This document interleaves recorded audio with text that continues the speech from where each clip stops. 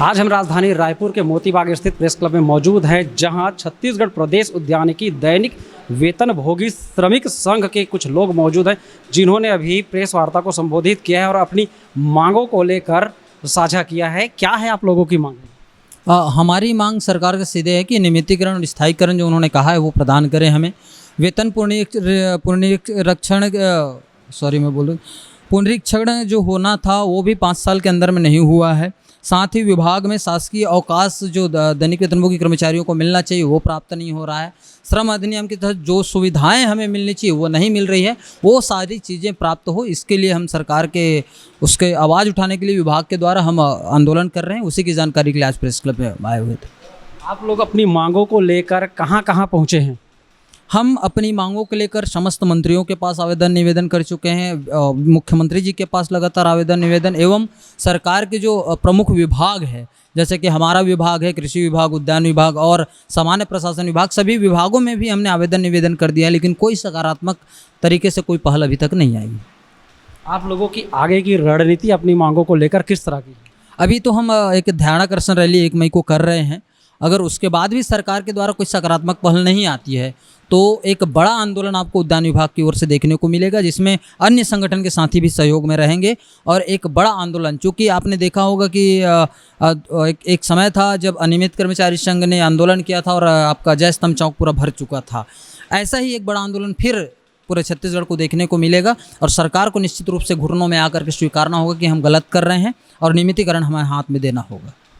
आप बता रहे हैं कि कई संगठनों का आपको सहयोग मिल रहा है, अभी तक किन किन संगठनों का सहमति मिल चुका है? चूँकि मैं बताना चाहूँगा कि छत्तीसगढ़ प्रदेश दैनिक वेतनभोगी कर्मचारी फेडरेशन बना हुआ है, जिसमें 6-7 संगठन जो हैं लगातार एक साथ हम चल रहे हैं। उसमें फॉरेस्ट डिपार्टमेंट है, जल संसाधन के लोग हैं, शिक्षा मंडल के लोग हैं, पीडब्ल्यूडी के हमारे साथी हैं। ऐसे कई संगठन हैं जिनके साथी हमारे साथ लगातार जुड़ रहे हैं, वार्ता हो रही है। बड़ा जब आंदोलन करना होगा तो सभी का सहयोग लिया जाएगा।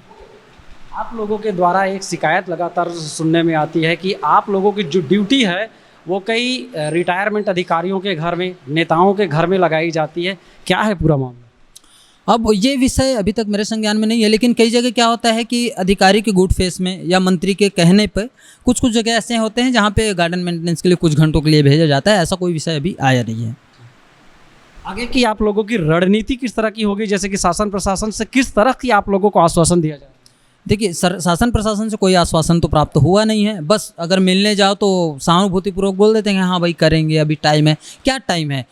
जिन्होंने हमें 10 दिन का टाइम दिया था कांग्रेस गवर्नमेंट ने, उन्हें पूरा 5 साल ख़त्म कर दिया। तो आपने टाइम नहीं दिया है, मतलब इसका है कि आप एक चुनावी मुद्दा बना के चलना चाहते हो। दोनों पार्टियों से मैं कहना चाहूँगा कि आप एक चुनावी मुद्दा बना के चलना चाहते हो कि दैनिक वेतनभोगी का नियमितीकरण, अनियमित कर्मचारियों का नियमितीकरण, हमारी सरकार आएगी तो करेंगे, हमारी सरकार आएगी तो आप जो है ना हमें ऐसा घोलघोला टाइप का मत बजाओ। इधर जाए तो बजे, इधर जाए तो बजे, ऐसा अब नहीं होगा छत्तीसगढ़ में। दैनिक वेतनभोगी कर्मचारी जो है तटस्थ है। अगर आपने हमारा नियमितीकरण नहीं किया, टाइम रहते हमें सही जवाब नहीं दिया, तो फिर वही स्थिति होगी जो कांग्रेस को हुई है। ऐसा ना हो छत्तीसगढ़ में कि कांग्रेस भी गई, बीजेपी भी गई और स्थानीय पार्टियों का दिन आ जाए। तो ये थे छत्तीसगढ़ प्रदेश उद्यानिकी विभाग के श्रमिक जो अपनी मांगों को लेकर आने वाले समय में उग्र प्रदर्शन करने की बात कर रहे हैं। अब देखने वाली बात होगी कि सरकार इनकी मांगों को कब तक मानती है। इसी तरह की और भी खबरों के लिए बने रहें वायरल छत्तीसगढ़ के साथ।